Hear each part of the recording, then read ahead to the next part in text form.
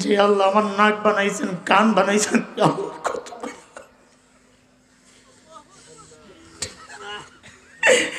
মালিক ওই মায়ার ডাক দিয়েই বলতেছেন, ইয়া আইয়ুহাল ইনসান মা গাররাকা বিরাব্বিকাল কারীম। ওরে বান্দা, তোরে না চাইতে কত কত নিয়ামত দিছি, তুই তোর কারীম রব্বে ভুইলা গেলি কেন? কে তোরে ভুলাইয়া দিছে? যেই চোখ দিয়ে তুই গুনাহ করতেছস, যেই চোখ দিয়ে তুই খেলা দেখতেছস, যেই চোখ দিয়ে তুই নাচ গান দেখতেছস, ওরে বান্দা ওই চোখ তোর নায়ক নায়িকা বানায় নাই, আমি আল্লাহ বানাইছিলাম। যেই কান দিয়ে তুই গান শুনতেছস, ওই কান তোর গায়ক গায়িকা দেয় নাই, আমি আল্লাহ দিছিলাম। আমার দেওয়া নিয়ামত দিয়ে তুই আমার নাফরমানি করতেছস। আসসালামু আলাইকুম ওয়া রাহমাতুল্লাহি ওয়া বারাকাতুহু। سبحانك لا علم لنا الا ما علمتنا انك انت العليم. رب اشرح لي صدري ويسر لي امري.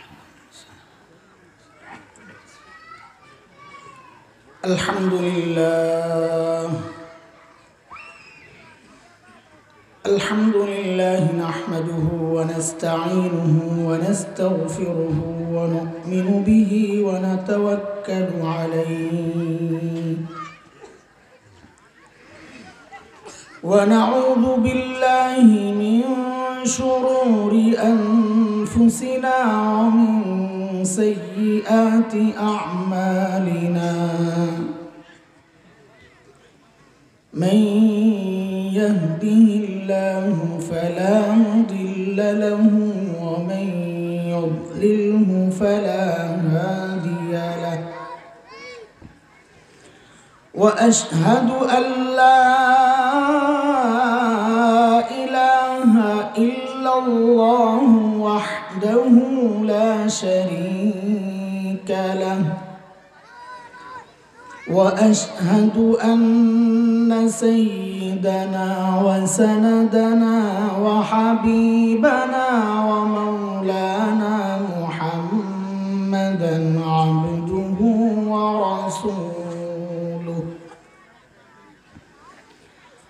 اللهم صل على محمد وعلى آل محمد كما صليت على إبراهيم وعلى آل إبراهيم إنك حميد مجيد. اللهم بارك على محمد وعلى آل محمد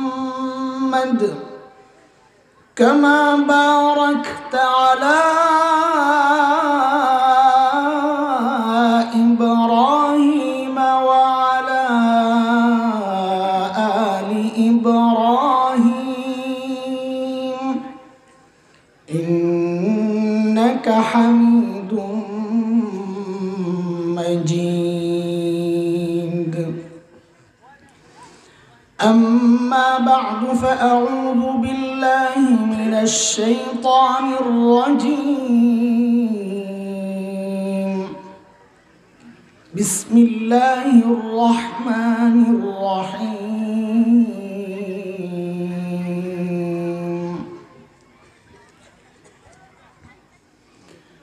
يا أيتها النفس المطمئنة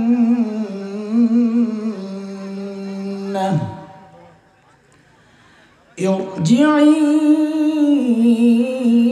إلى ربك راضية مرضية فادخلي في عبادي وادخلي جنتي.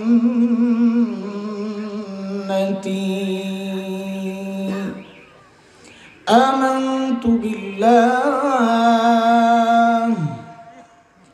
صدق الله العلي العظيم.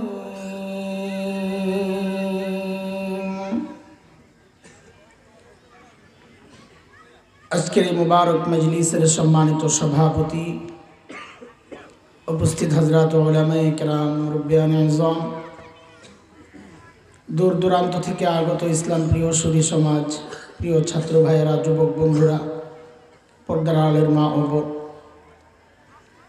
আল্লাহ সুবহানাহু ওয়া তাআলার অশেষ মেহেরবানি আর করুণা দয়া, যে মহান মালিক লাখো কোটি মানুষ থেকে বাছাই করে দিনই এই মজলিসে আমাকে আপনাকে একত্রিত করেছেন, এটা মালিকের অনেক বড় দয়া আর করুণা। কুরআন আল কারীমের মধ্যে আসছে, মালিক বলেন, দিন বুঝার জন্যে, দিন মানা আর দিন শেখার জন্যে আমি যার দিল খুলে দেই, মানসিকতা যাকে দান করি যে আমার দিন জানা দরকার, বোঝা দরকার, মানা দরকার, এই মানসিকতা যাদেরকে দান করি, আল্লাহ বলেন ওই বান্দা সারাক্ষণ আমার স্পেশাল নূরের আওতায় থাকে। দুর্ভাগ্য তার জন্যে যার দিল শক্ত, দিন বুঝতে চায় না, উল্টা বুঝে, বুঝে তো না, উল্টা বুঝে। ওই উল্টা বুঝার কারণেই কিন্তু এই আলেমের প্রতি তেড়ে আসে, মারতে আসে, উল্টা বুঝে। আল্লাহ তাআলা বলেন এরা নিশ্চয়ই নিঃসন্দেহে স্পষ্ট গোমরাহিতে নিমজ্জিত। সূরা জুমার আয়াত নম্বর 22 রব্বে করিম বলেন, أفمن شرح الله صدره للإسلام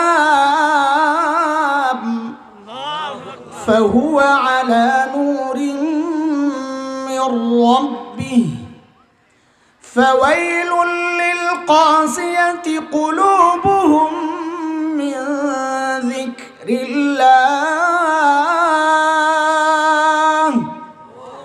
أولئك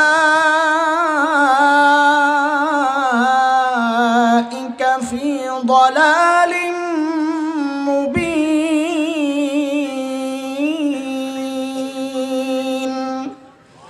এই আয়াতের মধ্যে রব্বে করিম এই কথাগুলো বলেছেন। মুহতারাম হাজরিন, যে মহান মালিক এই নিয়ামতে আমাদেরকে ধন্য করলেন, ওই মালিকের শুকরিয়া আদায় করি, জবান খুলে, প্রাণ খুলে কালিমাতুশ শুকর উচ্চারণ করি, আলহামদুলিল্লাহ।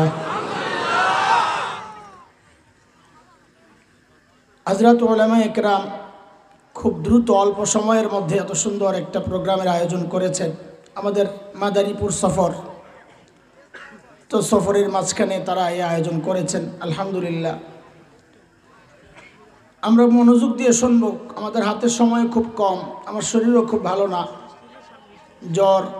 গত 2 দিন আপনাদের এই ফরিদপুর অঞ্চলে প্রোগ্রাম ছিল, রাজবাড়ী, ফরিদপুর, বৃষ্টিতে ভেজার কারণে জ্বর, ঠান্ডা, খুব কষ্ট পাচ্ছি। তারপরেও দিনকে সামনে রেখে কিছু কথা বলি নিজের হেদায়েতের জন্যে। 1 নম্বর টার্গেট আমি নিজে, এরপর যদি কারো উপকার হয় আলহামদুলিল্লাহ। আপনারাও দোয়া করতে থাকেন, আল্লাহ এমন কথা বের করে দেন যে কথাগুলো আমার নিজের এবং আপনাদের সকলের হেদায়েতের জন্য জরিয়া হয়।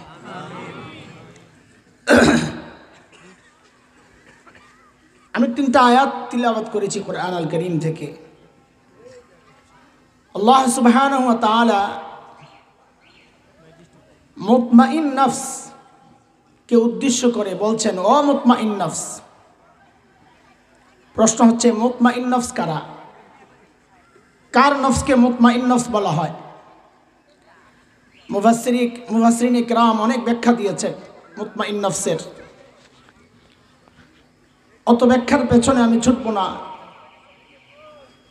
সহজ একটা কথা আপনাদেরকে শোনাই। মুতমাইন নফস হচ্ছে ওই নফস, ওই ব্যক্তি যে আল্লাহর ইচ্ছাকে নিজের ইচ্ছা বানায়, আল্লাহর চাওয়াকে নিজের চাওয়া বানায়, আল্লাহর পছন্দকে নিজের পছন্দ বানায়, আল্লাহর অপছন্দকে নিজের অপছন্দ বানায়। ওই ব্যক্তি হচ্ছে মুতমাইন নফসওয়ালা।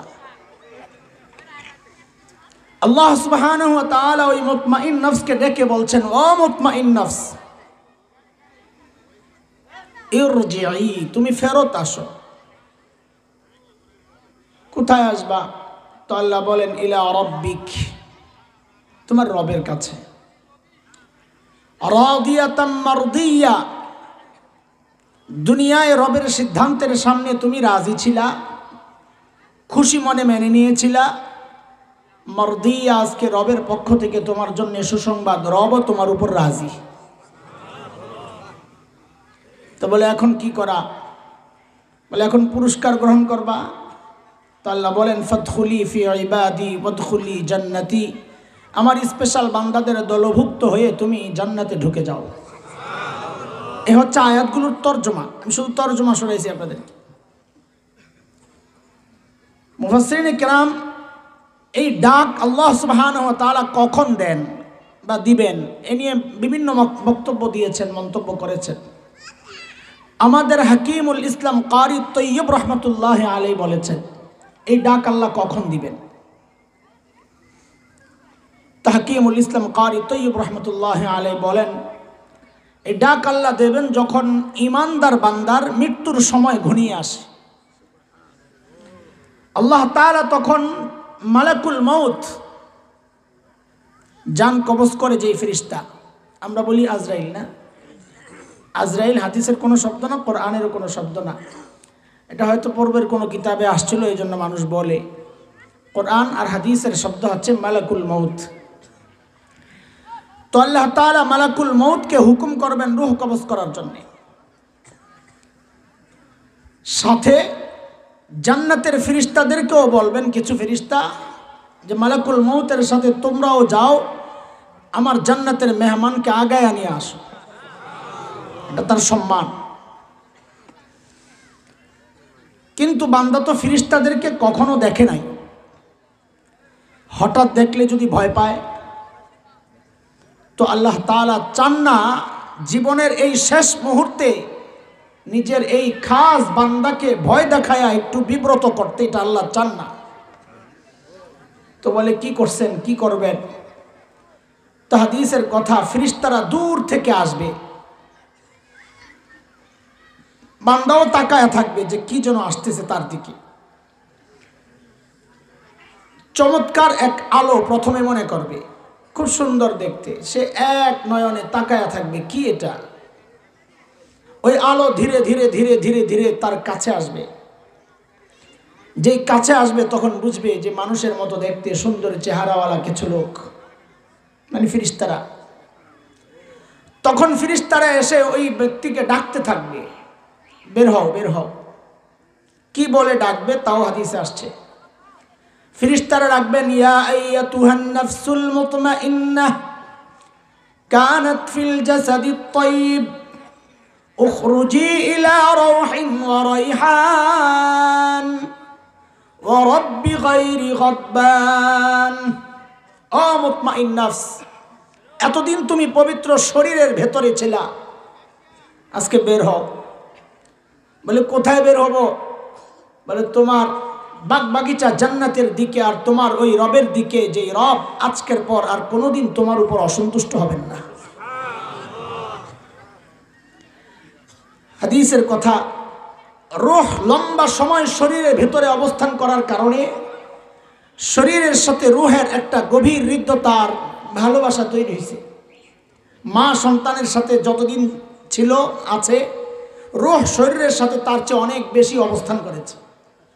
দুইজন ছাত্র এক ক্লাসে 1 বছর পড়লেই দ্বিতীয় বছর ছেড়ে যাওয়ার সময় কান্নাকাটি শুরু করে, মহব্বত তৈরি হয়েছে।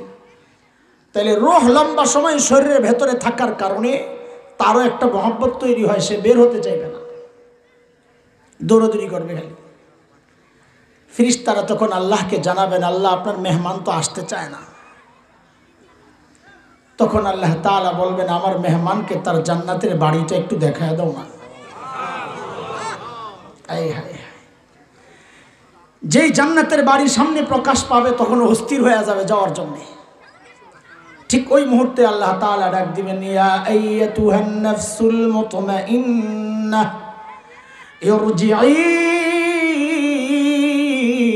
ইলা রাব্বিকি রাদিয়াতাম মারদিয়াহ ফাদখুলি ফি ইবাদি ওয়াদখুলি জান্নাতি।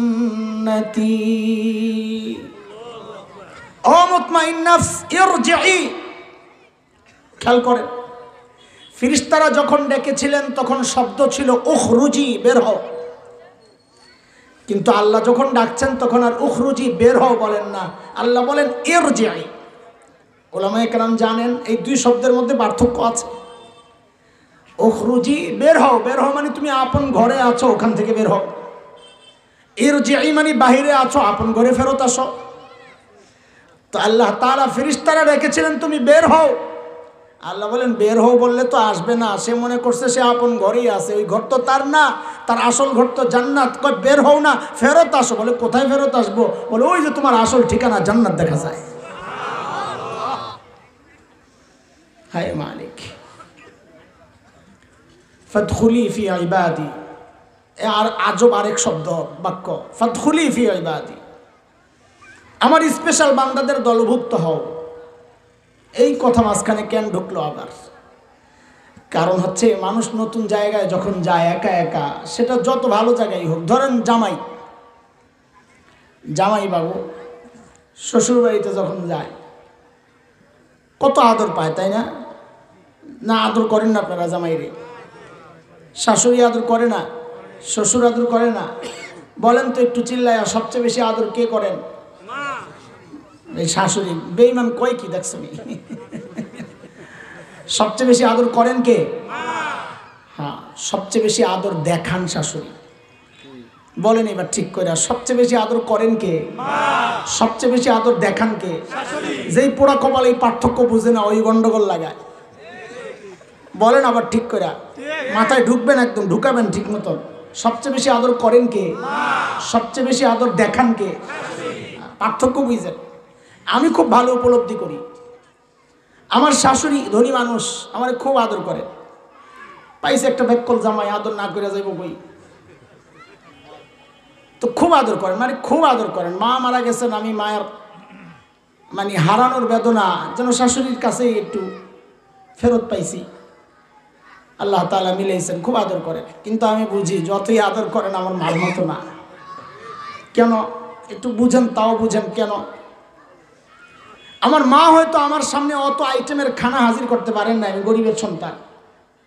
আমার শাশুড়ি ধনী মানুষ বলে অনেক খাওয়ায় আমারে। কিন্তু আসল জায়গায় গন্ডগোল, সেটা হচ্ছে মাহফিল করে যখন মাঝে মধ্যে বাচ্চারা শ্বশুরবাড়িতে থাকে, তো আমরা তো ডাইরেক্ট শ্বশুরবাড়ি যাই। বাসায় যাই কি করবো, কেউ নাই। তো শ্বশুরবাড়িতে যায়া কি দেখি? যায়া দেখি শ্বশুর ঘুমায়, শাশুড়ি ঘুমায়, বউ বাচ্চা সব ঘুম। ফোন দিয়া কলিং বেল টিপ্পা টিপ্পা জাগাইতে হয়, সব ঘুম। কিন্তু যখন মা জীবিত ছিলেন, যখন বাসায় ফিরতাম শেষ রাতে, মধ্যরাতে, আয় হায় যায় কি পাইতাম, কি দেখতাম? বউ ঘুমাইতেছে, বাচ্চারা ঘুমাইতেছে, পুরা ঘরের মধ্যে একজন মানুষ শুধু জিন্দা, ঘুম নাই। কখনো জায়নামাজে বসে আছেন, কখনো পায়চারি করতেছেন, কখনো শুয়ে শুয়ে তাসবিহ পড়তেছেন, ওইটা আবার জানালার দিকে তাকাইতেছেন, কখনো রাস্তায় তাকাইতেছেন। মাঝে মধ্যে আইসা দেখতাম জায়নামাজে বসা, জড়াইয়া ধরতাম, মা ঘুমান না? তো কি বলতেন? বাবা যতক্ষণ বাহিরে থাকো ঘুম তো আমার আসে না। এর নাম মা, এর নাম। যাই হোক, সেটা ভিন্ন কথা। শ্বশুর বাড়িতে জামাই আদর বলেই তো কথা, মানুষ জামাই আদর মানে সবচেয়ে বেশি আদর মানুষ জামাইকে করে, এই জন্য বলে জামাই আদর। তো ওই জামাই যখন নতুন শ্বশুর বাড়িতে যায়, জামাই একা যায় না, ছোট ভাইটাই থাকলে সাথে নিয়ে যায়। একা একা কেমন কেমন জানি লাগে, ভয় ভয় আতঙ্ক, না জানি কি হয়, অথচ আদর করে। ঠিক যেন এই জায়গায় ওই দৃশ্যায়ন হয়েছে, বান্দার সামনে বিশাল জান্নাত, যদি বান্দার ভয় ভয় লাগে, একা একা কেমন কেমন লাগতেছে, আল্লাহ বলেন না তুমি একা না, ফাদখুলি ফি ইবাদি, আমার আরো বান্দারা আছে, তাদের দলভুক্ত হও, অদখুলি জান্নাতি, তারপর তুমি জান্নাতে ঢুকে যাও। এই দোস্ত খেয়াল করেন, জীবনের টার্গেট ঠিক করেন আগে, জীবনের টার্গেট ঠিক করেন। আমাদের সকলের জীবনের টার্গেট এইটাই হওয়া উচিত, আর কিচ্ছু না। এইটাই হওয়া উচিত যে আমার মৃত্যু যেন হয় ওই অবস্থায় যে আমার মালিক ডাক দিয়া বলেন আমি তোর উপর রাজি। দেখেন এক সময় খুব দোয়া করতাম আল্লাহর কাছে, আল্লাহ সেজদা অবস্থায় মৃত্যু দিও, আল্লাহ আল্লাহ কালামের তিলাওয়াত করা অবস্থায় মৃত্যু দিও, আল্লাহ আল্লাহ তোমার ঘরের তওয়াফ করা অবস্থায় মৃত্যু দিও। আহারে এই সমস্ত দোয়া করে কাবার গিলাফ, কাবার দরজা ধরে ধরে কত চিৎকার আমি পারছি। আল্লাহ হঠাৎ একদিন মাথায় আসলো, দোয়া যেটা করতেছি ঠিক আছে কিনা, কেন কেমন কেমন জানি নিজের কাছে কেমন কেমন লাগতেছে। এই আলো নিবা কেন? কারণ আমি চিন্তা করতেছি আমি সেজদা অবস্থায় মৃত্যুবরণ করলাম, ঠিক, আল্লাহ আমার দোয়া কবুল করলেন, ঠিক আছে, সেজদা অবস্থায় মারা গেলাম, কিন্তু আমার মালিক আমার উপর রাজি না, তো ওই সেজদার তো কোনো দাম নাই। তওয়াফ অবস্থায় মৃত্যুবরণ করলাম, আমার মালিক রাজি না, ওই তওয়াফের তো কোনো দাম নাই। তিলাওয়াত অবস্থায় মৃত্যুবরণ করলাম, আমার মালিক আমার উপর রাজি না, ওই তিলাওয়াতেরও কোনো দাম নাই। বরং আমি রাস্তায় হাঁটতে হাঁটতে মৃত্যুবরণ করেছি, আমার মালিক আমার উপর রাজি। খাইতে খাইতে মৃত্যুবরণ করেছি, আমার মালিক আমার উপর রাজি। ঘুমাইতে ঘুমাইতে মৃত্যুবরণ করেছি, আমার মালিক আমার উপর রাজি। তাইলে তো আমার জন্য জান্নাত আল্লাহ কবুল করে রাখছে। এই জন্য দোস্ত, সকলের জীবনের চূড়ান্ত টার্গেট এইটাই বানানো উচিত যে আমার মৃত্যুর সময় যেন ডাক আসে, ও বান্দা তুই আমার উপর রাজি ছিলি, আজকে আমিও তোর উপর রাজি। চাই এই মৃত্যু সবাই? ও ভাই বলেন বলেন, কথা বলেন, এই মৃত্যু চাই আমরা সবাই ইনশাআল্লাহ? সবাই চাই। আমরা চাইলেই হবে না, ওদিকের থেকেও চাওয়া লাগবে। এক পাশে না দুই পাশ থেকে? শব্দ কিন্তু দুইটা, র দিয়া মার দিয়া। তুই আগে আমার সিদ্ধান্ত মতো চলবি, তাইলে আমি তোর উপর রাজি। দুনিয়ায় তুই আমার মন মতো চলবি, আখিরাতে আমি তোর মতো যা মনে চাই তোর সব আমি দিয়া দেবো। ওয়ালাকুম ফিহা মা তাশতাহি আনফুসুকুম ওয়ালাকুম ফিহা মা তাদউন। যা চাইবি বান্দা তাও পাবি, যা চাইতে পারবি না ভেতরে ভেতরে পোষণ করবি, আমি আল্লাহ তাও দিয়ে দেব। দোস্ত, এক পক্ষের হবে না, দুই পক্ষের লাগবে। এক পাগল রাস্তায় দৌড়ায় আর হাসে, খুব খুশি, নাচতেছে। কিরে ভাই এত খুশি কেন? বলে রাজার মাইয়া বিয়ে করতেছি। কার মেয়ে? বলেন না কথা। তো বলে পাগলের তো একটা সীমা আছে, তুই সীমা ছাড়া পাগল, পাগলেরও মাথা খারাপ। রাজার মেয়ে বিয়ে করতেছে। এত ধিক্কার আর তাচ্ছিল্য করেন না, কাজ যা করার ঘটাই লেছি। কি করছিস তুই? অর্ধেক আগায় গেছি। কি অর্ধেক আগায় গেছি? বলে কি করছস? আমি তো রাজি। কি বিয়ে হইতে কয় পক্ষের রাজা লাগে? তা আমি রাজি, অর্ধেক কাম শেষ। এখন রাজা রাজি হয়ে গেলে বাকি কাম শেষ হয়ে যাবো। কাম তো অর্ধেক আগায় গেছে, এই জন্যে খুশি। তা আমাদের হাল ওই রকমই হয়ে গেছে যে কাম অর্ধেক আগায় গেছি, আমি তো রাজি জান্নাতে যাইতে। ও ভাই, ওদিকের থেকে রাজি থাকা লাগবে। হ্যাঁ, আল্লাহকে রাজি করতে হবে, আল্লাহকে রাজি রাখতে হবে। দুইটা কথা বলেন আমার সাথে, মুখস্থ করে ফেলেন। ওই মৃত্যুর সময় ডাক শোনার জন্য আল্লাহকে রাজি করতে হবে। বলেন, এক নাম্বার। দুই নাম্বার, রাজি রাখতে হবে। করলাম, রাখতে পারলাম না, মাছ ধরছি ছুটে গেছে, ওই আফসোস তখন আরো বাড়ে। না ধরলে আফসোস লাগে না, ধরি নাই শেষ। কিন্তু ধরার পর যদি ছুটে যায়, ওটা আরো বেশি আফসোসের কথা। যদি আল্লাহকে রাজি করাইয়া রাখতে না পারি, তো এটা আমার জন্য আরো হতাশার কথা, দুর্ভাগ্যের কথা। এই জন্য আমাদের দুইটাই লাগবে, মালিককে রাজি করব আর মালিককে রাজি রাখবো। মনে থাকবে না ইনশাআল্লাহ? মালিককে রাজি করব আর মালিককে রাজি রাখবো। আমাদের যেহেতু সময় কম, ওই জন্য আমি এক সাইড নিয়ে কথা বলবো ইনশাআল্লাহ। মালিককে রাজি করার পদ্ধতি আমাদের জানা আছে, নেক আমল করলেই মালিক রাজি হয়। মালিক অসন্তুষ্ট কখন হন? বান্দা যখন গুনাহ করে।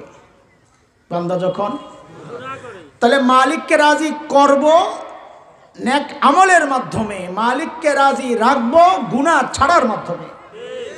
মনে থাকবে, মালিককে রাজি করব কি দিয়া? নেক আমল দিয়া। মালিককে রাজি রাখবো কি দিয়া? গুনাহ ছাড়ার মাধ্যমে। আজকে গুনাহ ছাড়ার বিষয় নিয়ে কথা বল, এটা বড় গুরুত্বপূর্ণ কথা। দেখেন, কোনো মানুষ বেশি আমল করে, ওলামায়ে কেরাম জানেন, আপনারা শুনে থাকবেন তাদের জবান থেকে, বেশি আমল করে কেউ বুজুর্গ হয়েছে এমন কোনো রেকর্ড নাই। আল্লাহ ওয়ালা হওয়ার জন্য শর্ত হচ্ছে গুনাহ ছাড়া। গুনাহ করবে আর বুজুর্গ হবে, এটা সম্ভব না। ধরেন ছোট্ট একটা বালতি, বালতিটার নিচে দেওয়া ছিদ্র, ফুল স্পিডে ট্যাপ ছেড়ে দিয়েছেন, পানি পড়তেছে খুব স্পিডে, কিন্তু নিচে দেওয়া এত বড় ছিদ্র। বলেন তো এই বালতি ছোট্ট ভরতে কতদিন লাগবে? ভরবে? ভরবে? ভরবেই না, পানি তো সব জায়গা। বিশাল বালতি, ছিদ্র নাই, পানি পড়ে টিপ টিপ, 1 ফোঁটা 2 ফোঁটা, কোনোদিন না কোনোদিন বালতি ভরবে কি ভরবে না? আল্লাহ ওয়ালাদের সাথে আমাদের মতো গুনাহগারদের পার্থক্য এখানেই। আমাদের আমলের ভাণ্ড ছোট, আবার ছিদ্র, আমল করি অনেক কিন্তু থাকে না। বুজুর্গরা ভাণ্ড বড়, আমল কম যদি করেন তাও থাকে, টিপ টিপ করে পড়লেও সেটা ভরে, কারণ ভেতরে ছিদ্র নাই, গুনাহ দ্বারা ছিদ্র হয়। কি দিয়া? কি দিয়া? এই জন্য আমাদের আজকের বয়ানের মূল কথা হচ্ছে গুনাহ ছাড়ব। এটা বলা খুব সহজ, এটা বলা খুব সহজ। আমাদের সাথে যে সমস্ত দ্বীনি ভাইদের তাল্লুক সম্পর্ক, বিশেষ করে যুবকদের সাথে আমার তাল্লুক বেশি। ঢাকা ইউনিভার্সিটি, আমি ঢাকা কলেজ, ঢাকা ইউনিভার্সিটি, অনেকগুলো কলেজ আর ইউনিভার্সিটির মাঝখানে আমি ইমাম। তো অনেক ছেলেমেলে আসে ইউনিভার্সিটির, অনেকের সাথে তাল্লুক, এরা সম্পর্ক রাখে, দোয়া নেয়, আমলের সবক নেয়। অধিকাংশের একই কথা, একই অভিযোগ, এবং শুনলে অবাক হবেন ওই অভিযোগ আমাদেরও, আমরাও বড়দের কাছে যাইয়া ওই অভিযোগই করি। সেটা কি? যে গুনাহ তো ছাড়তে চাই কিন্তু ছাড়তে পারি না। গুনাহ ছাড়তে চাই কিন্তু। এই জন্য দোস্ত আজকের মাহফিলের আলোচ্য বিষয় হচ্ছে কিভাবে গুনাহ ছাড়া সহজ। গুনাহ ছাড়ার সহজ কিছু রাস্তা আপনাদের সামনে আলোচনা করব। এটাই আজকের বয়ানের মূল কথা। একদম গোড়ার কথা মুখস্থ রাখবেন। গুনাহ ছাড়ার সহজ রাস্তা। গুনাহ কেন ছাড়বো? মালিককে রাজি রাখবো। মালিককে রাজি কেন রাখবো? যেন মৃত্যুর সময় মালিকের ওই সন্তুষ্টির ডাক শুনে কবরে যেতে পারি। মনে থাকবে গোড়া? গোড়ার কথা একদম আগা গোড়া, এই জোড়া লাগায় লাগাইয়া পড়া মুখস্থ করে যাবেন। এমন না হয় উড়া উধুরা কিছু বইলা গেলাম, বাস কি যে বললাম বক্তা নিজেও জানি না, শ্রোতারাও জানে না, এমন যেন না হয়। এক ঘন্টাই যেন কাজে লাগে। পুরাটা একটা নিজের আত্মা পরিশুদ্ধের একটা মেহনতের একটা ক্লাস হিসাবে আমরা গ্রহণ করব। আমি শিক্ষক হিসাবে বসি নাই, আমি বসছি ছাত্র হিসাবে। আপোষে আলোচনার মাধ্যমে যদি কথাগুলা আলোচনা হয় তো আমাদের সকলের জন্য ফায়দা হবে। দিনই কথা যত নাড়াচাড়া পড়ে, এটা মেস্কের মতো, মেস্ক যত নাড়াচাড়া দিবেন তত গ্রান বাড়িতে থাকে। ওই হিসাবেই কথা আপনাদের সামনে বলবো। ভাইবেন না আবার আমি বড় পিসাব আর বড় বুজুর্গ আর বড় শিক্ষক হয়ে আপনাদের সামনে বসছি না, আমিও আপনাদের মতোই এই কথাগুলোর মহতাজ।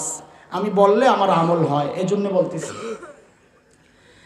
তো আজকের বয়ানের হেডলাইন ঠিক করেন আগে, গুনাহ ছাড়ার সহজ রাস্তা। বলেন, মনে থাকবে না ইনশাআল্লাহ? সারা জীবন ইনশাআল্লাহ লিখে নেবেন, টুকে নেবেন, পরে টুকে নেবেন, বা এখনও টুকে টুকে রাখেন একটু একটু করে, পরে এটা মুখস্থ করবেন, বা যে রেকর্ড করছে তার থেকে নেবেন, বারবার শুনবেন ইনশাআল্লাহ। আমরা বারবার পড়ছি, বারবার শুনছি, এখন বলতেছি, নিজেও আমলের চেষ্টা করি। গুনাহ ছাড়ার সহজ রাস্তা। বুজুর্গানে কেরাম অনেকগুলো সহজ রাস্তা পেশ করেছেন। আমি ওখান থেকে 1, 2টা 3, 4টা, সময় কম, আপনাদের সামনে যেগুলো বেশি জরুরি, যেগুলো বেশি সহজ, ওগুলো আপনাদের সামনে পেশ করব ইনশাআল্লাহ। আচ্ছা, আমাকে একটু বলেন, এখানে বসে আছেন, গুনাহ করতেছেন? গুনাহ যে ছাড়ছেন কষ্ট লাগতেছে? তাইলে গুনাহ ছাড়া সহজ হয়ে গেছে না? বুঝা গেল এখানে একটা কারণ ঘটতেছে, যে কারণের কারণে গুনাহ ছাড়ছি কিন্তু কষ্ট লাগে না। কথা বুঝেন নাই? এখানেও কোনো কারণ ঘটতেছে, কারণ খুঁজে বের করতে হবে। এটা কি মাইক না প্যান্ডেল না কি? কারণ খোঁজেন, যে যেই কারণের কারণে আজকে এই মজলিসে আমরা গুনাহ ছাড়া বসে আছি কিন্তু আমাদের কষ্ট লাগতেছে না, সেটা কি? বলে সেটা হচ্ছে আমরা এখানে আল্লাহওয়ালা কিছু নেককার মানুষের সাথে একসাথে আমরা বসছি। এই জন্য গুনাহ ছেড়ে দেওয়া আমাদের জন্য সহজ হয়ে গেছে। এটা বড় আজীব কথা, খেয়াল করেন। বলেন তো একজন মানুষ, আপনি পারবেন জুব্বা গায়ে দিয়া টুপি পয়রা সিনেমা হলে যাইতে? বলেন তো এইবার, এই জুব্বা টুপি সে নিজে নেককার না নেককারের পোশাক? বলেন ঠিক করে। এই জামা আর টুপি নেককার না নেককারের পোশাক? তো নেককারের পোশাকের সাথে আপনি লাগছেন, তাতেই গুনাহ করা কঠিন হয়ে গেছে। একজন নেককারের সঙ্গে থাকলে তো আপনার জন্য গুনাহ করা অসম্ভব হয়ে যাবে। বুঝতেছেন কথা? সহজ কথা। একজন আল্লাহওয়ালার সাথে সম্পর্ক করে, আল্লাহওয়ালার সাথে সম্পর্ক করা ছাড়া এই ভয়ঙ্কর জায়গা থেকে বাঁচা কঠিন। এটা বললে অনেকের বুঝতে কষ্ট হবে, সহজে বলি। একজন হক্কানি পীরের কাছে নিজেকে সুপর্দ করেন, একজন হক্কানি পীরের সাথে বাইআতের সম্পর্ক করেন, তার পরামর্শ মতো চলেন। এই কথাগুলো এখন সমাজে বলাও কঠিন, কেন আমাদের এই পীর মুরিদের বিরুদ্ধে বলার মতো মানুষের অভাব নাই। কারণও আছে, কারণ তার মাথায় ঢুকছে পীর মানে হচ্ছে বড় পেটওয়ালা দেওয়ানবাগি হুজুর। এখন সে তো পীর মুরিদের বিরোধিতা করবেই। পীর মানে সে মনে করছে যার দরবারে গরু নিয়ে যাইতে হয়, পীর মানে সে মনে করেছে যার দরবারে ডেক ব্যবস্থা করতে হয়, ডাইল নিতে হয়, চাল নিতে হয়। আরে আল্লাহর বান্দা, আমার এক মুরিদ আছে, আপনাদের এলাকার বড় পীর সাহেবের মুরিদ, আমারও ভক্ত আর কি, আমারে খুব মহব্বত করে, আমার মুসল্লি। তা আমার একদিন বলে কি, হুজুর আপনি খালিয়ার বিরুদ্ধে বলেন। একসময় খুব বলতাম, হুজুর আমার একটা দোকান ছিল, হুজুরের দরবারে যাওয়ার পর থেকে আমার যে বরকত শুরু হয়েছে, হুজুর এখন আমার 10টা দোকান। একদিন যায়াত দেখেন না, কি জন্য যাবো, এত মানুষ, আপনার দিলটা একটু পাল্টাইতে পারে। আমি হায় রে ভাই, মানুষের কি চিন্তা। যার কাছে গেলে দোকান বাড়ে সে হক্কানি পীর তোমারে কইল কে? আবু বকর নবীর দরবারে আসতেন, ধনী আবু বকর গরিব হয়ে গেছে। হক্কানি পীরের কাছে গেলে দুনিয়া বাড়বে, এটা হইতে পারে না। হক্কানি পীরের কাছে গেলে তোমার দুনিয়া বাড়বে না, হক্কানি পীরের কাছে গেলে তোমার দাড়ি বাড়বে। হক্কানি পীরের কাছে গেলে তোমার জীবন সুন্নতওয়ালা হবে। হক্কানি পীরের কাছে গেলে বিবি পর্দাওয়ালা হবে। হক্কানি পীরের কাছে গেলে তুমি দুনিয়া বিমুখ হইয়া তুমি দিনমুখী হবা। হক্কানি পীরের কাছে গেলে তোমার ঘর থেকে টেলিভিশন বিতরিত হবে। অনেক মুরিদ হুজুর, আমি আরে গাদা, অনেক মুরিদ হওয়া যদি কারো হক্কানি পীর হওয়ার আলামত হয়, তো দুনিয়ার মধ্যে সবচেয়ে বড় পীর সাহেবের নাম ইবলিস, কারণ হের মুরিদ সবচেয়ে বেশি। হক্কানি পীর কই পাবেন? বড় মুসিবতের জায়গা, এটা মুসিবতের জায়গা। আল্লাহ ওয়ালারা বলেছেন, যাকে দেখলে আখিরাতের কথা মনে পড়ে, যাকে দেখলে আমল করার ইচ্ছা জাগে, তুমি তার সাথেই সম্পর্ক করো। এটা পাওয়ার জন্য আপনাদেরকে আমি নিজে ওই লাইনের বইলে বলতেছি না, দায়িত্ব নিয়েই বলতেছি। সহজ রাস্তা হচ্ছে কওমি আলেমদের সাথে সম্পর্ক রাখেন। সহজ কথা, আমি অত চাইতে রাজি না। কেউ যদি চ্যালেঞ্জ করে তো তাকে দলিল দিয়ে বুঝাবো, চ্যালেঞ্জ না করলে সহজভাবে বলি, কোনো কওমি মুরব্বী আলেমের সাথে নিজেকে জুড়ে নেন। তিনি আপনাকে যেখানে যেখানে যেতে বলে সেখানে সেখানে যান, ইনশাল্লাহ ঠকবেন না। ইনশাল্লাহ গুনাহ ছাড়ার 1 নম্বর সহজ রাস্তা আল্লাহ ওয়ালার সোহবত, মনে থাকবে ইনশাআল্লাহ। 2 নম্বর, এই কিসের 2 নম্বর পড়া ভুলে গেছে? গুনাহ ছাড়ার সহজ রাস্তা, গুনাহ ছাড়ার না, কি বলেন? সবটা বলে গুনাহ ছাড়ার 1 নম্বর রাস্তাটা বুঝে আসছে না? কি বলতে চাইছি? আল্লাহ ওয়ালাদের সাথে সম্পর্ক করলে গুনাহ ছাড়া সহজ হয়ে যাবে, ইনশাআল্লাহ সহজ হয়ে যাবে। দেখেন, আমরা যখন বলি না যে অনেকে আল্লাহ ওয়ালার কাছে গেলেই দিল চেঞ্জ হয়ে যায়, সোহবতে বসলেই দিল চেঞ্জ হয়ে যায়, বলি তো অনেকে খুব খেপে যায়, এটা কোনো বিজ্ঞানসম্মত কথা হইল? তো হ্যাঁ, বিজ্ঞান বুঝাই আমি। শোন, আমার নানার বাড়িতে, আপনারাও শোনেন, খেয়াল করেন, আমার নানার বাড়িতে একটা তেঁতুল গাছ ছিল। ছোটবেলায় আমাদের মনে আছে, ওই তেঁতুল ছিল ভারী মজার, সাংঘাতিক মজা, টক মিষ্টি। যখন একটু একটু পাকে পাকে অবস্থা, মানে আমরা পাইরা, আম্মা খুব বাধা দিতেন যে জেহেন কমে যাবে টক খাইলে, মাথা ভার হয়ে যায় আসলে। তো আমরা লুকায় লুকায় খাইতাম, এই জন্য বাড়ি থেকে কোনো প্লেট টেলেট নিতাম না। কলা পাতা ছিঁড়া ওটারে ধুইয়া চলে যেতাম বাগানে, তেঁতুল পাইরা ধুইয়া, খেয়াল করেন, কিছু ধনিয়া পাতা, কিছু মরিচ, গুঁড়া মরিচ, ধনিয়া পাতা কিচি কিচি করে কাইটা, ওই তেঁতুলটারে কিচি কিচি করে কাইটা ধনিয়া পাতা আর মরিচ দিয়া যখন এরকম মোতা দিতাম না রে ভাই, রস বেরিত যখন, এ সব মুখে রস আয় পড়ছে। আর যখন মুখে দিতাম, আরে পুরা রস আর রস।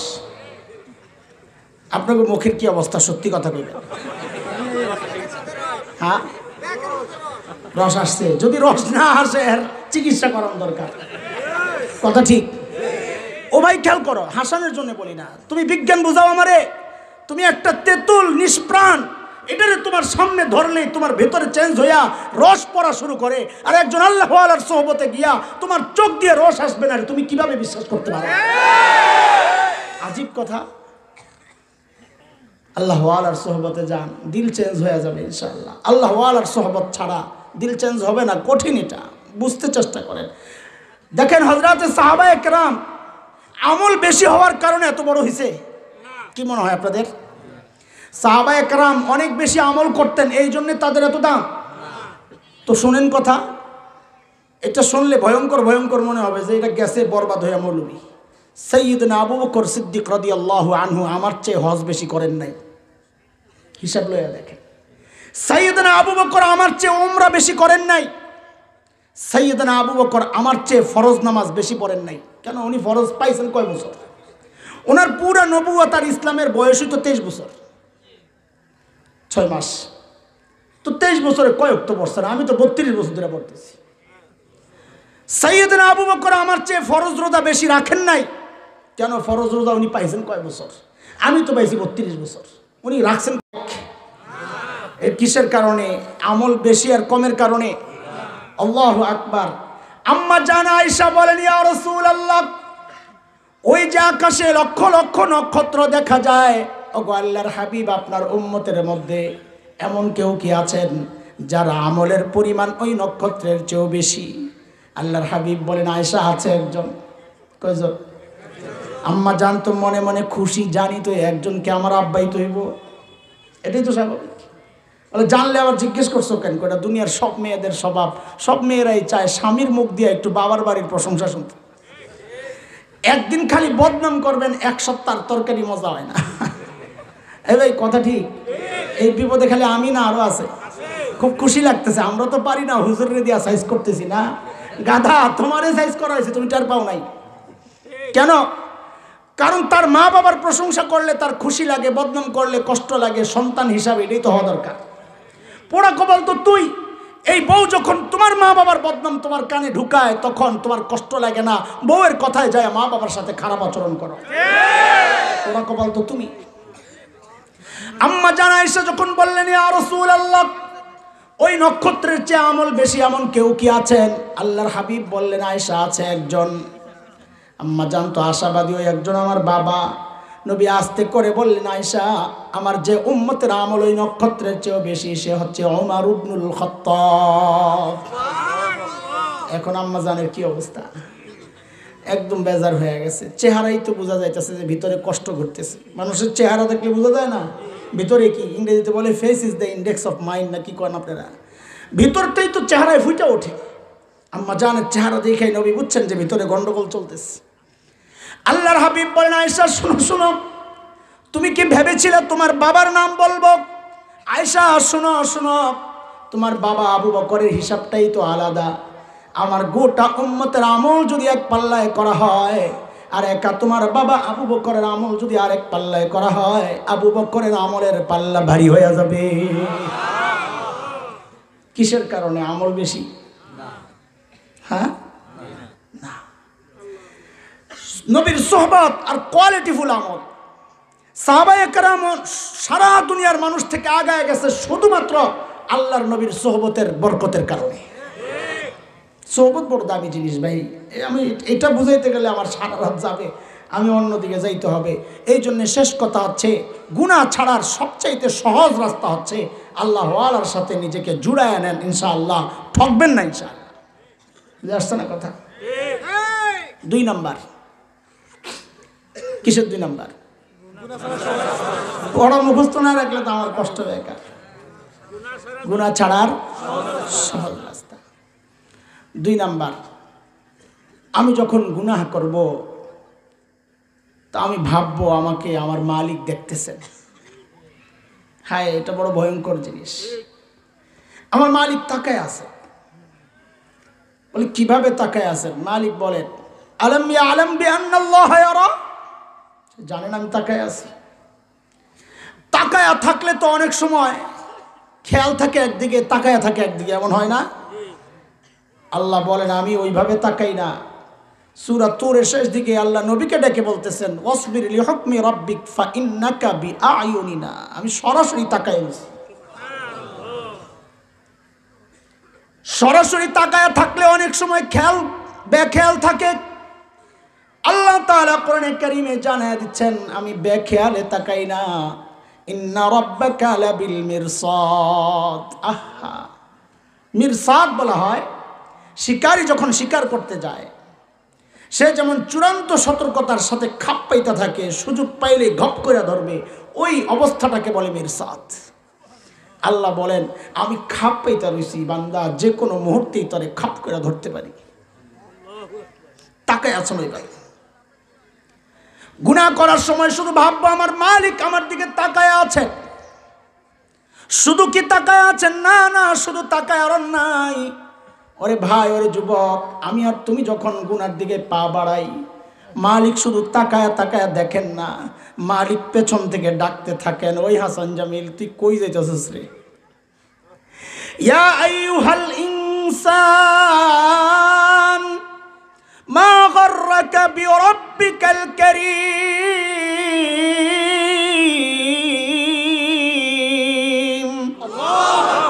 الذي خلقك فسواك فعدلك في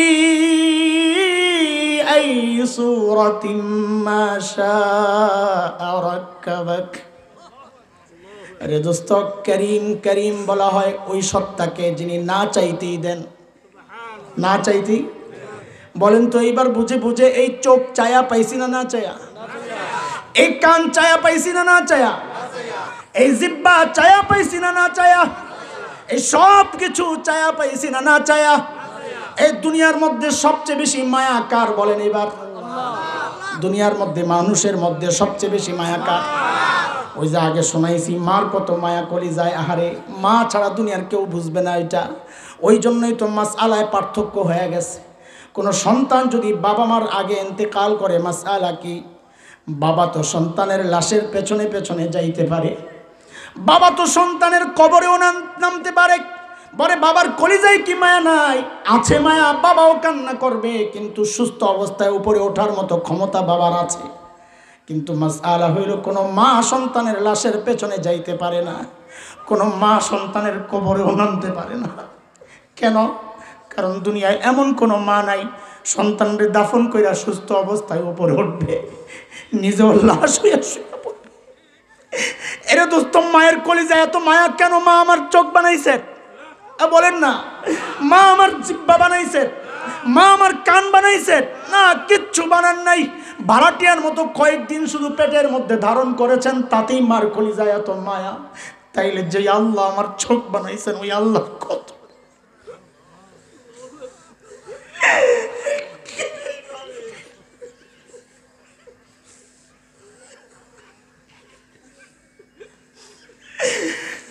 যে আল্লাহ আমার নাক বানাইছেন, কান বানাইছেন, আল্লাহ কত!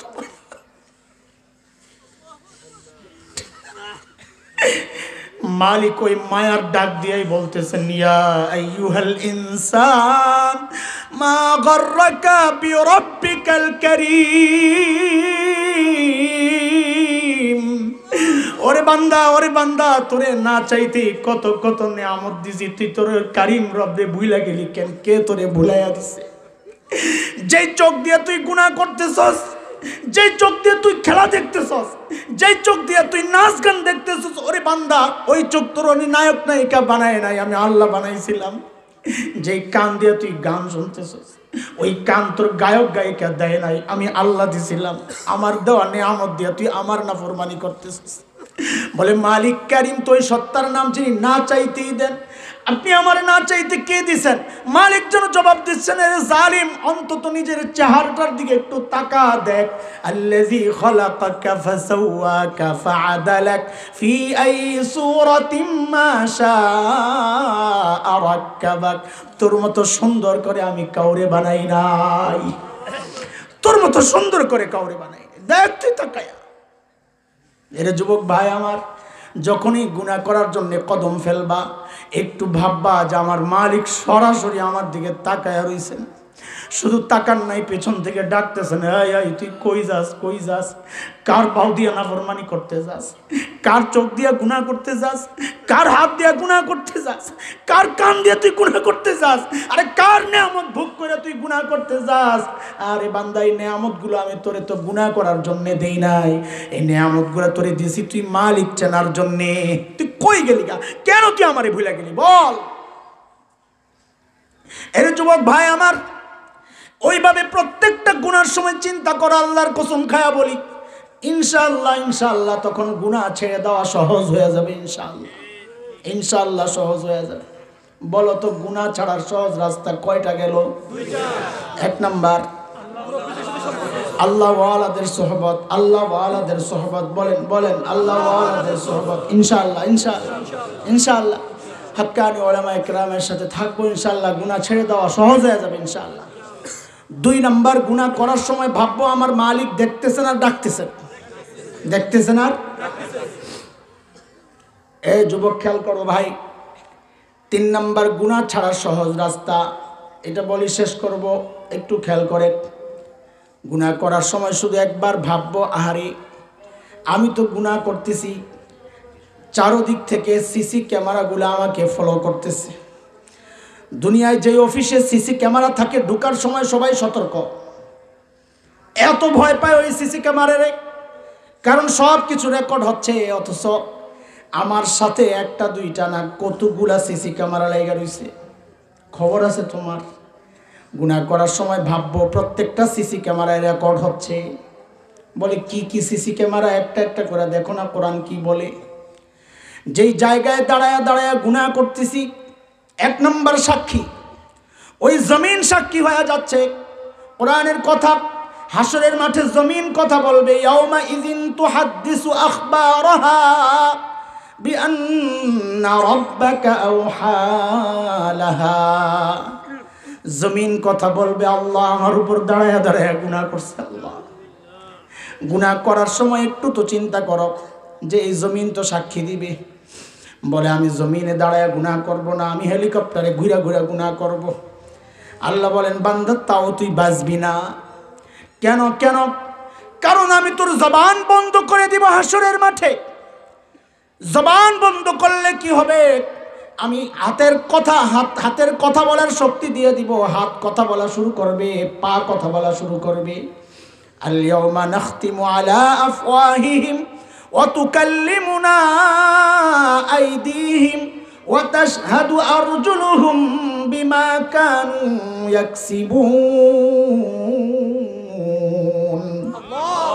হাত কথা বলবে, হাত আল্লাহ এই হাত দিয়ে আমি গুনাহ করছি। গুনাহ করার সময় একবার তো ভাবো, এই হাত আমার বিরুদ্ধে সাক্ষী দিবে। পাও কথা বলবে, আল্লাহ এই পাও দিয়ে হাইটা হাইটা আমি যাইয়া গুনাহ করছি। ওরে দোস্ত, তিনটা সাক্ষী দাঁড়ায় গেল। এক নম্বর সাক্ষী জমিন, দুই নম্বর সাক্ষী নিচের থেকে খেয়াল করতে থাকো, পা সাক্ষী হয়ে গেল দুই নম্বর। তিন নম্বর সাক্ষী হাত। কেউ মনে মনে চিন্তা করতে পারে, তাইলে যার পাও নাই, যার হাত নাই, তার সাক্ষী কে দিবে? সে তো বাইচা যাবে। আহারে, আল্লাহ বলেন, বান্দারে পাও না থাকে, হাত না থাকে, তাতে কি? তোর কান সাক্ষী দিবে, যে তোর চোখ সাক্ষী দিবে, তোর চামড়া সাক্ষী দিবে। হাত্তা ইযা মা জাউহা শাহিদা আলাইহিম সামউহুম ওয়া আবসারুহুম ওয়া জুলুদুহুম বিমা কানু ইয়ামালুন। এর যুবক, অন্ধকার ঘরে, দুনিয়ার কেউ নাই, দরজা জানালা সব বন্ধ, তুমি একা একা ঘরের মধ্যে সিনেমা দেখতেছো, গান দেখতেছো, ন্যাংটা ছবি দেখতেছো। তুমি ভাবতেছো দুনিয়ার কেউ জানে না। আল্লাহ বলেন, বান্দারে কারো জানার দরকার নাই, কারো জানার দরকার নাই। যে চোখ দিয়া তুই গুনাহ করতেছস, ওই চোখ আমার আদালতে তোর বিরুদ্ধে সাক্ষী দিবে। বলে চোখ নষ্ট। বলে যে কান দিয়ে তুমি গুনাহ করতেছো, হেডফোন লাগায় আর ভাবতেছো দুনিয়ার কেউ শোনে না, আমি একা একা শুনতেছি, দুনিয়ার কেউ জানে না। আল্লাহ বলেন, বান্দারে কারো জানার দরকার নাই। যে কান দিয়া তুই গুনাহ করতেছস, ওই কান তোর বিরুদ্ধে আমার আদালতে সাক্ষী দিবে। এখন যদি কেউ চিন্তা করে চোখও নাই, কানও নাই, তার কি হবে? আল্লাহ বলেন, তাও বাঁচবি না। কেন কেন? কই তোর চামড়া সাক্ষী দিবে, চামড়া। বলে চামড়া আবার কেমনে কথা বলবে? ঠিক এই কথাই হাসরের মাঠে বান্দা চামড়াকে জিজ্ঞেস করবে, وقالوا لجلودهم لما شهدتم علينا قالوا أنطقنا الله الذي أنطق كل شيء। এ চামড়া তুই আমার বিরুদ্ধে কেন সাক্ষী দিলি? চামড়া বলবে আমি করব কি? যে আল্লাহ তোমাকে কথা বলার ক্ষমতা দিয়েছেন, ওই আল্লাহ আমাকেও কথা বলার ক্ষমতা দিয়ে তোমার বিরুদ্ধে সাক্ষী দেওয়ার হুকুম করেছেন, আমি করব কি? নাউজুবিল্লাহ। কয়টা গেল সাক্ষী? জমিন 1 নাম্বার, হিসাব করে করে বলেন। জমিন 1 নাম্বার, পা 2, হাত 3, কান 4, চোখ 5, চামড়া 6, গেল 6টা গেল। 7 নাম্বার সাক্ষী কিরামান কাতিবিন ইয়ালামুনা মা তাফআলুন। সম্মানিত ফেরেশতা যারা সারাক্ষণ আমার আমলনামা লিখতেছে, ওই ফেরেশতারাও দাঁড়ায় যাবে, আল্লাহ আমরাও সাক্ষী। কয়টা গেল? 8 নাম্বার আখিরি সাক্ষী, আসল সাক্ষী। প্রত্যেকের আমলনামা প্রত্যেকের আসল সাক্ষী। এই জন্য কোরআনে সূরা কাহফে আসছে, আল্লাহ তাআলা নবীকে ডেকে বলেছেন, হাবিব আমার, আপনি দেখবেন অপরাধীদেরকে যখন তার সামনে আমলনামা খুলে দেওয়া হবে, ওই আমলনামা দেখা অপরাধীরা ভয়ে চিৎকার করে কাঁপতে থাকবে। ওদি আল কিতাব ফাতারাল মুজরিমিনা মুশফিকিনা মিম্মা ফি। আমলনামা দেখেই তো চিৎকার শুরু করবে, আর কি বলবে? মালি হাযাল কিতাব লা ইউগাদিরু সগীরাতান ওয়ালা কাবীরাতান ইল্লা আহসাহা। এটা কেমন আমলনামা? আমার একটা ছোট গুনাহও ছোটে নাই, একটা বড় গুনাহও ছোটে নাই, হায় আমার কি হবে? আওয়াজ আসবে, এখন আর কিচ্ছু করার নাই, হাত পাতো, হাত পাতো। সূরা হাক্কার মধ্যে আসছে হাত পাতো। বান্দা হাত পাতবে, বলে বাম হাত, বাম হাত দিবে, বলে এমনি না, বলে কেমনে? বলে পেছন দিয়া কলিজা ছিদ্র করে সামনে। যেই পেছন দিয়া কলিজা ছিদ্র করে হাত বাড়াবে আর আমলনামা দেওয়া হবে, পায়াই তো দিবে চিৎকার। ওয়া আম্মা মান উতিয়া কিতাবাহু বিশিমালি ফায়াকুলু ইয়া লাইতানি লাম উতা কিতাবিয়া। হায় আমলনামা যদি আমারে না দেওয়া হইতো, বাইচা যাইতাম। ইয়া লাইতানি লাম উতা কিতাবিয়া ওয়া লাম আদরি মা হিসাবিয়া ইয়া লাইতাহা কানাতিল কাদিয়া। আমার হিসাব কি হবে আমি জানি না। ইয়া লাইতাহা কানাতিল কাদিয়া। মৃত্যু পর্যন্তই যদি সব শেষ হয়ে যাইতো, আজকে আমি বাইচা যাইতাম। চিৎকার করে করে কানবে আর বলবে, দুনিয়ায় টাকা পয়সা দিয়া বিচার পাল্টাইতাম, মা আগনা আন্নি মালিয়া। আজকে আমার মালও নাই যে আমারে বাঁচাবে, আমার মাল আমারে বাঁচাইতে পারতেছে না। দুনিয়ার ক্ষমতার দাপট দেখায়া বিচার পাল্টাইতাম, হালাকা আন্নি সুলতানিয়া। আজকে আমার ক্ষমতাও শেষ, এখন আমারে কে বাঁচাবে? আওয়াজ আসবে, বাঁচানোর কেউ নাই। ফেরেশতাদেরকে আল্লাহ হুকুম করবেন, খুযুহু ফাগুল্লু। ধর এগুলারে, ধর, বেড়ি পড়া এগুলারে, বেড়ি পড়া, বেড়ি পড়া। এখন কানতে আসছে, বেড়ি পড়া। বলে বেড়ি পড়া কই নিব? বলে সুম্মাল জাহিমা সাল্লু। যাইতে চাইবে না, টেনে হেসে এগুলারে নিয়া জাহান্নামে নিয়া ফালা। এরে দোস্ত, এই বিপদে যদি পড়তে না হয়, আগের থেকে গুনাহ ছেড়ে দাও, আগের থেকে গুনাহ ছেড়ে দাও। গুনাহ করার সময় শুধু এই চিন্তাটা করো, হায় রে, যেই জমিনে দাঁড়ায় গুনাহ করতেছি, ওই জমিন তো আমার বিরুদ্ধে সাক্ষী দিবে। হায় রে, যেই পাও দিয়া হাইটা হাইটা যায় গুনাহ করতেছি, ওই পাও তো সাক্ষী দিবে। হায় আমার হাত সাক্ষী দিবে, হায় আমার চামড়া সাক্ষী দিবে, হায় আমার কান সাক্ষী দিবে, আমার চোখ সাক্ষী দিবে, হায় ফেরেশতারা সাক্ষী দিবে, হায় আমার আমলনামা সাক্ষী দিবে। বাঁচার তো কোনো উপায় নাই। এইভাবে চিন্তা করলে কসম আল্লাহর গুনাহ থেকে বাঁচা সহজ হয়ে যাবে, ইনশাআল্লাহ সহজ হয়ে যাবে, মনে থাকবে ইনশাআল্লাহ।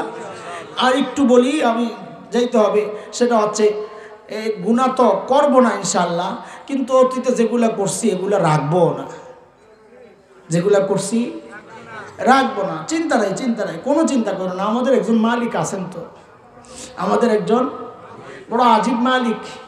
আমার মালিক বড় আজীব মালিক। একটা ছোট্ট ঘটনা বলে আমি শেষ করব। ফকি আবুল লাইস সামারকান্দি রহমতুল্লাহ আলাইহি, উলামায়ে কেরাম তো নিশ্চয়ই নাম শুনেছেন, জানেন। তার এক বিখ্যাত কিতাব আছে সালিকিনরা, এটা খুব পড়েন আমাদের উস্তাদরা, পড়ে পড়ে আমাদেরকে শোনান, আমরাও পড়েছি। তানবীহুল গাফিলিন, তানবীহুল গাফিলিন এই কিতাবে ফকি আবুল লাইস সমরকন্দি রহমতুল্লাহ আলাইহি বড় আজীব এক ঘটনা লিখছেন। এক সাহাবী বলে হযরত ওমর ফারুক রাদিয়াল্লাহু আনহু নবী আলাইহিস সালামের দরবারে যাচ্ছিলেন। আর রাস্তার মধ্যে দেখেন যে এক যুবক চিৎকার করে করে কাঁদতেছে, হাউমাউ করে। ফকি আবুল লাইস সমরকন্দি কাছে গেলেন, জিজ্ঞেস করলেন, এই তুমি কেন কাঁদছো, কি সমস্যা? যুবক আরো কান্না শুরু করছে হাউমাউ করে, যে আমার উপায় নাই, আমি শেষ। বলে কি হয়েছে? বলে আমি অনেক বড় গুনাহ করে ফেলছি। তার কান্নার অবস্থা দেখে হযরত ওমরেরও দিল নরম হয়ে গেছে, তিনিও সাথে কান্না শুরু করছেন। ওই কান্না অবস্থায় আল্লাহর হাবিবের দরবারে গেছেন সাল্লাল্লাহু আলাইহি ওয়াসাল্লাম। নবী দেখতেছেন যে ওমরও কাঁদতেছেন, তো জিজ্ঞেস করতেছেন, ওমর আপনি কেন কান্না করতেছেন?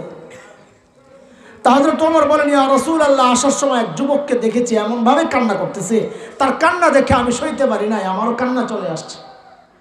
বলে কেন কান্না করে? বলে সে নাকি অনেক বড় গুনাহ করছে, এই জন্য কান্না করতেছে। বলে ডাকো তারে, ডাকেন, ডাকেন, নিয়ে আসেন। ও যুবক, ও বুড়া মুরব্বীরা, কে কত বড় গুনাহ করছি জানি না, যত বড়ই করেন ঘটনা শুনেন, যত বড় গুনাহই করেন। হযরত ওমর যায় ওই যুবককে নিয়ে আসছে নবী আলাইহিস সালামের সামনে। যুবক খুব কান্না করতেছে। নবী জিজ্ঞেস করেন, যে তুমি কেন কান্না করতেছো এইভাবে? বলি, ইয়া রাসূলুল্লাহ, আমি অনেক বড় গুনাহ করে ফেলছি, অনেক বড় গুনাহ করে ফেলছি। তো নবী জিজ্ঞেস করেন, এই তোমার গুনাহ বড় না আল্লাহর আরশ বড়? তো বলে যে আমার গুনাহ বড়। এটা প্রত্যেকের ভাবা উচিত যে আমার গুনাহ এত বড়ই। নবী আবার জিজ্ঞেস করেন, তোমার গুনাহ বড় না আল্লাহর কুরসি বড়? বলে, ইয়া রাসূলুল্লাহ, আমার গুনাহ বড়। এত বড় গুনাহ করছো, তুমি কি শিরক করছো? না ইয়া রাসূলুল্লাহ, আমি শিরক করি নাই। তো কাউকে হত্যা করেছ? না ইয়া রাসূলুল্লাহ, আমি কাউকে হত্যাও করি নাই। তো শিরকও করো নাই, কাউকে হত্যাও করো নাই, এত বড় গুনাহ তুমি কি করছো? বলে, ইয়া রাসূলুল্লাহ, আমি কাফন চোর। কাফন এটা আমার পেশা। কাফন চুরি করে যখন মাইয়তকে কবরস্থ করা হয়, আমি রাতে গিয়ে কবর খুঁড়ে কাফন আলাদা করে কাফন নিয়ে আমি ওটাকে প্রসেস করে দোকানে বিক্রি করে দিই। ওইটাই আমার আয়ের উৎস, আমার উপার্জন, জীবিকা নির্বাহ করি ওইটা দিয়ে। তো এটা এমন মারাত্মক গুনাহ কেন মনে করতেছ? বলে, ইয়া রাসূলুল্লাহ, বিষয় এটা না।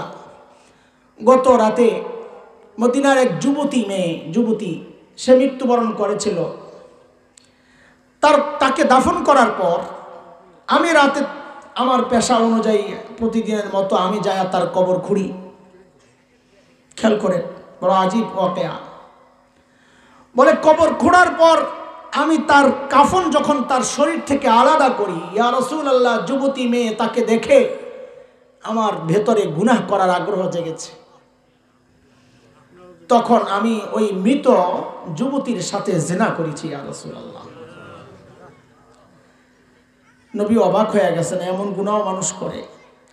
এই কথা বলে সে আবার কান্না শুরু করছে। বলি, ইয়া রাসূলুল্লাহ, ওই গুনার কারণে এমন পেরেশানি আমার হয় নাই, কিন্তু আমি যখন কবর থেকে উঠতেছিলাম পেরেশান যে কারণে, তখন একটা আওয়াজ আসলো, আমার কাছে মনে হইল এই যুবতী যেন আমাকে বলছে, ওরে আল্লাহর বান্দা, এই লাখো হাজারো লাখো মুর্দারের সামনে তুই আমারে কেন উলঙ্গ করে দিলি?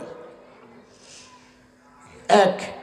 দ্বিতীয়, আমি তো পবিত্র ছিলাম, আল্লাহর আদালতে হাসরের মাঠে নাপাক অবস্থায় ওঠার জন্য আমাকে তুই কেন বাধ্য করলি? এখন তো আমি নাপাক। ইয়া রাসূলুল্লাহ, ওই কথা শোনার পর থেকে আমি অস্থির হয়ে গেছি। হায় আমি কি করলাম, হায় আমি কি করলাম। আল্লাহর হাবিব এই কথা শুনে নবী অবাক হয়ে গেছেন যে কি করলা তুমি এটা, হায় হায় এখন কি হবে? যুবক খেয়াল করলো যে নবীও নিরাশ, এখন কি হবে? সে চিন্তা করছে এখন নবীর সামনে থাকলে যদি নবী কঠিন কিছু বলে ফেলেন। সে দ্রুত ওখান থেকে সরে গেছে যেন নবী কঠিন কোনো কথা না বলে ফেলেন। কিন্তু অস্থির, হায় রহমতের নবীর কাছেও আমি আশ্রয় পাইলাম না, তো আমার কি হবে? দৌড়ে চলে গেছেন পাহাড়ে। যায় কাঁদতেছেন আর বলতেছেন এই কথা, ও আল্লাহ তুমি ছাড়া আমার কেউ নাই। ও ভাই, সবার সামনে কান্না করা সহজ, একজনের কান্না দেখে আরেকজনের কান্না বাড়ে, একজনের চোখের পানি দেখলে আরেকজনের দিল নরম হয়, কিন্তু একা একা কান্না করা কঠিন। মাঝে মধ্যে আমি নিজের অবস্থানটা আপনাদের কাছে বলি, আমার হালত মাঝে মধ্যে রাতে যখন মুনাজাত ধরে কাঁদতে মন চায়, যখন দেখি কান্না আসে না, তখন এই কথাগুলো আমি আওড়াই, আমার দিল নরম হয়ে যায়। ওই যে সাইয়্যিদুল ইস্তিগফারের যে কথাগুলো, আরে কি কথা নবী শিখায়া গেছেন, আল্লাহ আজীব কথা। আল্লাহুম্মা আনতা রাব্বি লা ইলাহা ইল্লা আনতা খালাকতানি ওয়া আনা আবদুক। হে মালিক, সন্তান যখন বাবা মার সাথে রাগ করে, অনেক সময় অভিমান করে, বলে আমি কি ভাইসা আইছি, আমারই কি পালক আনছ, আমি তোমার ঘরে হই নাই, বলে না এরকম দাবি নিয়া। নবী যেন আমাদেরকে ওই কথাই শিখাইয়া দিতেছেন, ও আল্লাহ খালাকতানি ওয়া আনা আবদুক, আমারে বানাইছো তো তুমি, আমি তোমার বান্দা, এখন তুমি যদি তাড়াইয়া দাও আমি যাবো কার কাছে, আমার জায়গা কই আর? এই কি কথা। যুবক পাহাড়ে যায় শুধু কান্না করে, ও মালিক ওয়া মান ইয়াগফিরুয যুনুবা ইল্লাল্লাহ, আপনি তো বলেছেন আপনি ছাড়া মাফ করনেওয়ালা আর কেউ নাই, আমি এখন যাব কই? রহমতের নবী আমারে আশ্রয় দেয় নাই, এখন আমি যাব কোথায়? ও মালিক, কান্দে কান্দে আর চোখের পানি ফেলে 1 দিন 2 দিন 40 দিন চলে গেছে। 40 দিন পর জিবরাইল আমিন নবী আলাইহিস সালামের দরবারে হাজির। ইয়া রাসূলুল্লাহ, আল্লাহ পাঠাইছেন। বলে কেন? আল্লাহ জানতে চেয়েছেন মাখলুককে আপনি বানান না আল্লাহ বানায়। তো নবী আলাইহিস সালাম বলেন সমস্ত মাখলুক এবং আমাকেও আল্লাহই বানাইছেন। বলে মাখলুককে রিজিক কে দেয়? আপনি দেন না আল্লাহ দেন? বলে আমি এবং সমস্ত মাখলুককে রিজিক আল্লাহই দেন। বলে মাখলুককে ক্ষমা কে করেন? আপনি করেন না আল্লাহ করেন? নবী আলাইহিস সালাম বলেন মাখলুককে ক্ষমা আল্লাহই করেন। জিবরাইল আমিন বলেন ইয়া রাসূলুল্লাহ, আল্লাহ জানাইছেন ওই যুবককে জানায়া দেন যে আপনার দরবার থেকে নিরাশ হয়ে চলে গেছে, এত বড় অপরাধ হওয়ার কারণে আল্লাহ জানায়া দিয়েছেন, আল্লাহ ওই বান্দাকে মাফ করে দিয়েছেন। দোস্ত, গুনাহ যত বড়ই হোক মালিককে ডাক দেন দিল থেকে, আল্লাহর ওয়াদা আমি মাফ করে দেব, আল্লাহর ওয়াদা এটা। এই জন্যে গুনাহ করবো না, গুনাহ রাখবো না। বলেন কি করব না? গুনাহ করবো না, গুনাহ রাখবো না। কেন? মালিককে রাজি রাখবো। কেন? মালিককে রাজি রাখবো। পড়াটা পুরোটা শোনাই দিছি আপনাদেরকে। মালিককে রাজি কেন রাখবো? যেন মৃত্যুর সময় মালিক ডেকে বলেন, ও বান্দা তুই দুনিয়ায় আমার সিদ্ধান্তের সামনে রাজি ছিলি, আজকে আমিও তোর উপর রাজি, এখন আমার নেককার বান্দাদের সঙ্গী হয়ে জান্নাতে ঢুকে যা। রাজি আছি না ইনশাআল্লাহ? আল্লাহ তাআলা আমাদেরকে গুনাহমুক্ত জীবন দান করেন। আল্লাহ তাআলা আমাদেরকে হক্কানি বুজুর্গ উলামায়ে কেরামের সোহবতে বেশি বেশি থাকার তৌফিক দান করেন। আমিন। ওয়া আখিরু দাওয়ানা আলহামদুলিল্লাহি রাব্বিল আলামিন। সুবহানাল্লাহ বিহামদিহি সুবহানাল্লাহ। শেষ করে দিই। দুরূদ শরীফ পড়ি। আল্লাহুম্মা সাল্লি আলা মুহাম্মাদিন ওয়া আলা আলি মুহাম্মাদ কামা সাল্লাইতা আলা ইব্রাহিম ওয়া আলা আলি ইব্রাহিম ইন্নাকা হামিদুম মাজিদ। اللهم بارك على محمد وعلى آل محمد كما باركت على إبراهيم وعلى آل إبراهيم إنك حميد مجيد. اللهم آمين. اللهم صل على سيدنا محمد عبدك ورسولك وصل على المؤمنين والمؤمنات والمسلمين والمسلمات. اللهم لا تسلط علينا بذنوبنا من لا يخافك ولا يرحمنا. اللهم لا تسلط علينا بذنوبنا من لا يخافك ولا يرحمنا. اغفر لنا قبل ذلك. ربنا لا تؤاخذنا إن نسينا أو أخطأنا. ربنا ولا تحمل علينا إصرا كما حملته على الذين من قبلنا. ربنا ولا تحملنا ما لا طاقة لنا به واعف عنا واغفر لنا وارحمنا. أنت مولانا فانصرنا على القوم الكافرين. رب العالمين يا الله হযরত উলামা কেরামের এই সুন্দর আয়োজন মালিক। আয় আল্লাহ, দ্বীনের কিছু কথা বলেছি, শুনেছি মালিক, দুরূদ সালাম পাঠ করেছি, তিলাওয়াত করেছি। আল্লাহ, আমাদের কথাগুলো ত্রুটি মুক্ত নয় আমরা জানি মালিক। ভুলগুলো ক্ষমা করে আমলগুলোকে কবুল ও মঞ্জুর করে নেন আল্লাহ। জীবনের সমস্ত নেক আমালগুলো কবুল ও মঞ্জুর করে নেন আল্লাহ। সমস্ত গুনাহগুলো মাফ করে দেন আল্লাহ। বড় অপরাধী হইয়া, আসামি হইয়া আপনার দুয়ারে হাত পেতেছি আল্লাহ। সকলের খবর আমার জানা নাই, নিজের খবর বড় জানা আল্লাহ। গুনার বোঝা নিয়ে আপনার দুয়ারে হাত পাচ্ছি। আপনি তাড়াইয়া দিলে কই যাব মালিক? আপনি ছাড়া আমাদের কে আছে মালিক? আপনি তো আমাদের খালিক, আপনি আমাদেরকে বানাইছেন, আমরা আপনার বান্দা। ও মালিক, আপনি তাড়াইয়া দিলে যাবো কোথায়? আর তো কোনো দুয়ার নাই, কার কাছে যায় ভিক্ষার হাতগুলো পাতবো মালিক? আপনি যদি তাড়াইয়া দেন আমাদের চিরশত্রু শয়তান খুশি হয়ে যাবে, আর আপনি যদি মাফ করে দেন আপনার হাবিব খুশি হয়ে যাবেন আল্লাহ। আপনার হাবিবকে খুশি করার জন্য হলেও আমাদের জীবনের গুনাহগুলো মাফ করে দেন আল্লাহ। ভুল করছি স্বীকার করি, আর করব না, মাফ করে দেন আল্লাহ। গুনার কারণে বেইজ্জতি করেন না আল্লাহ। গুনার কারণে মাখলুককে কষ্ট দিয়েন না মালিক। আমার গুনার কারণে আমার সন্তানকে আল্লাহ আপনি পেরেশান রাখেন না মালিক। আল্লাহ, গুনাহগুলো মাফ করে দেন মালিক, মাফ করে দেন আল্লাহ, মাফ করে দেন আল্লাহ, মাফ করে দেন আল্লাহ, মাফ করে দেন আল্লাহ। আসামির কাঠগড়ায় দাঁড়ায়া ওই সাদা দাড়িওয়ালা মুরব্বী চোখের পানি ফেলে, আসামির কাঠগড়ায় দাঁড়ায়া ওলামায়ে কেরাম মুফতি হাফেজরা চোখের পানি ফেলে, নিষ্পাপ বাচ্চাগুলো চোখের পানি ফেলে মালিক। ওই পানিগুলো কত দামি আমরা জানি মালিক। ওই দামি পানির বরকতে ওসিলায় আয় আল্লাহ, বুজুর্গদের সেজদার চোখের পানির ওসিলায় আমাদের সবাইকে আপনি মাফ করে দেন আল্লাহ। আমাদের মা বাবাকে মাফ করে দেন আল্লাহ। কবরগুলোকে জান্নাতের টুকরা বানায় দেন আল্লাহ। রব্বির হামহুমা কামা রব্বায়ানি সগীরা, রব্বির হামহুমা কামা রব্বায়ানি সগীরা। রব্বুল আলামিন আয় আল্লাহ, যারা বেঁচে আছেন তাদেরকে সুস্থ সুন্দর নেক হায়াত ঈমানি জিন্দেগি দান করেন। মৌলায়ে কারীম আয় আল্লাহ, আমাদের মধ্যে অনেকে অসুস্থ, আপনি সুস্থতার নিয়ামত দিয়ে দেন আল্লাহ। যারা ঋণগ্রস্ত, ঋণ থেকে মুক্তি দিয়ে দেন। অভাবী মানুষের অভাব দূর করে দেন।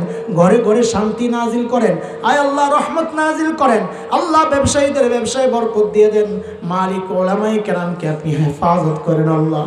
ওলামায়ে কেরামকে হেফাজত করেন আল্লাহ। মাদারিসে দ্বীনিয়াকে হেফাজত করেন আল্লাহ। আমাদের মাসজুন ভাইদের মুক্তির ব্যবস্থা করে দেন আল্লাহ। আল্লাহ, মুক্তির ব্যবস্থা করে দেন আল্লাহ। উম্মতের বড় দরকার, উম্মতের বড় দরকার। উম্মতে তীম হয়ে গেছে মালিক। আল্লাহ, আমাদেরকে আর বঞ্চিত করেন না মালিক। আমরা বুঝি আমরা ভুল করেছি, আমরা ভুল করেছি। ও মালিক, ভুলগুলো মাফ করে আমাদেরকে শুধরায়া নতুন করে উম্মতের খেদমতের আরেকটা সুযোগ করে দেন আল্লাহ, সুযোগ করে দেন আল্লাহ।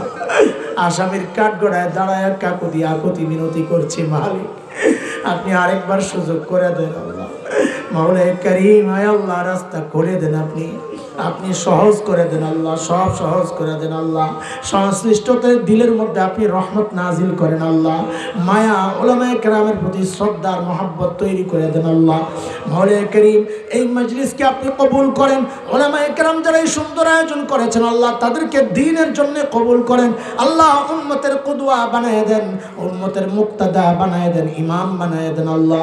মাওলায়ে কারীম, সাধারণ মানুষের দিলের মধ্যে আলেমদের মহব্বত আর আজমত আপনি ঢুকায়া দেন আল্লাহ। সমস্ত জরুরতকে আপনার কুদরতি হাতে মিটায়া দেন আল্লাহ। আয় আল্লাহ, গোটা অঞ্চলে হেদায়েতের নূর চমকায়া দেন আল্লাহ। আয় আল্লাহ, উম্মতকে শিরক থেকে, বিদআত থেকে আপনি হেফাজত করেন আল্লাহ। ভণ্ড বাবা, ভণ্ড পীরদের পেছনে না গিয়ে হাক্কানি বুজুর্গদের সোহবত আপনি কবুল করেন আল্লাহ। মাওলায়ে কারীম আয় আল্লাহ, আমরা গুনাহ ছাড়তে চাই কিন্তু পারি না মালিক, আপনি সহজ করে দেন আল্লাহ। গুনাহ ছাড়ার যে সহজ রাস্তাগুলো মালিক, এর উপর আমল করার তৌফিক আপনি দান করেন আল্লাহ। মালিক আয় আল্লাহ, প্রত্যেকের দিলের নেক আরজিগুলো আপনি পুরা করে দেন আল্লাহ।